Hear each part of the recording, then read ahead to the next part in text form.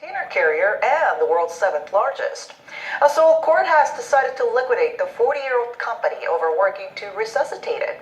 And while this might give the country more room to focus on Korea's remaining shippers, it's also expected to deal a huge blow to Korea's coastal regions.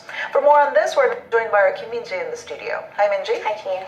All right, so the court is set to declare Hanjin Shipping bankrupt on this Friday, which is when a 2-week appeals period comes to an end. That's right. The fact that such a major company could go down under has been a big shock to many in the industry. Now, to give you a brief history, Hanjin was founded back in 1977 as Hanjin Container Lines.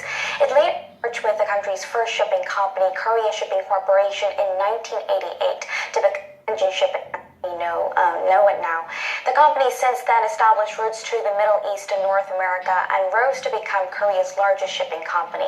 But Hanjin was unable to weather an industry-wide slump due to sagging global trade and a slowdown in China. An end to 40 years of history. After 5 months under court receivership, the Seoul Central District Court decided to liquidate Hanjin Shipping, once the world's 7th largest shipping company.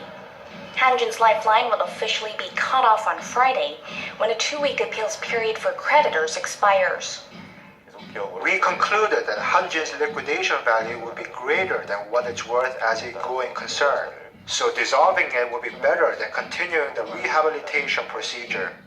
The company fell for court receivership at the end of August last year, after creditors decided not to extend further financial support. At the time, the company faced a debt pile of over $5 billion. Hanjin's fall caused massive logistics disruptions, leaving ships stranded at sea for weeks and unable to unload cargo. The company's collapse was preceded by tough industry conditions, including low freight rates due to overcapacity and a decline in shipments from slumping global demand. Hanjin has sold off most ships and key terminal assets to pay back its debts. In the latest major sell-off, Hanjin's cargo container terminal at Long Beach, California, was sold to Mediterranean Shipping Company, the world's second-largest container operator by capacity, which now holds an 80% stake. Hyundai Merchant Marine, Korea's #2, will be acquiring the remainder. So conditions haven't been at all favorable, and Hanjin Shipping's collapse will no doubt deal a huge blow to the local shipping industry as well as the Korean economy as a whole, right? Yes, you're right. A company that's decades old like Hanjin has established own routes that it secured amid heated competition with other global players. But without Hanjin, a majority of those routes will no longer be covered by Korea, and regaining them won't be that easy either. This means for Korean exporters, they will have to shoulder extra cost burdens as they redirect their shipments and look for new shippers. Another problem is the massive unemployment that results from the company shutdown. While the government says about 2,000 workers will lose their jobs, experts expect about 25,000 losses from other related companies as well. I feel as though the government failed to recognize the importance of the shipping industry as the national industry. Other countries, for example, had extended financial support to their sectors since the global financial crisis in 2008 and were able to cut down on debt. But in the case of Hanjin, after the crisis was brought to light, it was forced to sell its major assets, in essence leaving it no option to create profit. In the global chain, the shipping industry is like an artery. Once it's cut off, nothing can be done to revive it.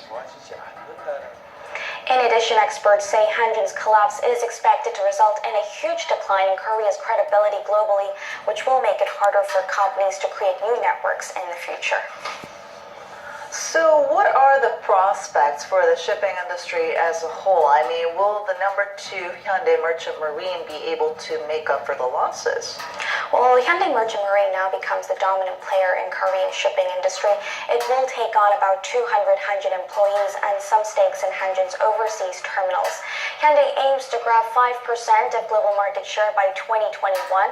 Currently, it holds about 2.2% of all shipping routes, falling short of Hanjin's share of about 7% in cargoes from Asia to North America.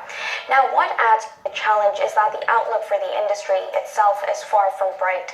Shipping rates remain low due to overcapacity, and the industry-wide slump is expected to continue through next year. And like I said previously, due to a plunge in global credibility, it could take decades before Korea is able to regain its status as a major shipping nation. And not to mention that Hanjin's collapse will also cast a very dark cloud over the shipbuilding industry, which is also going through some major corporate restructuring along with other sectors that are lined up. So is anything being done to prevent another Hanjin shipping crisis? At the government level, it set up a financing firm late January as part of its program aimed at reviving the shipping and shipbuilding industry in the wake of Hanjin's demise. It's called Korea Shipping and was launched on initial paid-in capital of 1 trillion won, or roughly $880 million. Hyundai Merchant Marine will be the first to receive support, with the entity to provide financial assistance worth some $630 million by next month. But experts say the government will need to do more in the initial stages of change. The corporate restructuring scheme needs to be set up again. We cannot look at different sectors as one. It should depend on the industry outlook and economic principles. We have to consider the company's financial status together with industry factors and then decide what's needed. The government needs to come up with better and more effective ways to deal with the aftermath of corporate restructuring, such as unemployment and the ripple effects seen in the overall economy. Experts say timing is key in corporate restructuring, but with the current economic team losing steam as its term comes to an end this year, they say it's important that the new government acknowledges the importance and sees it as a priority.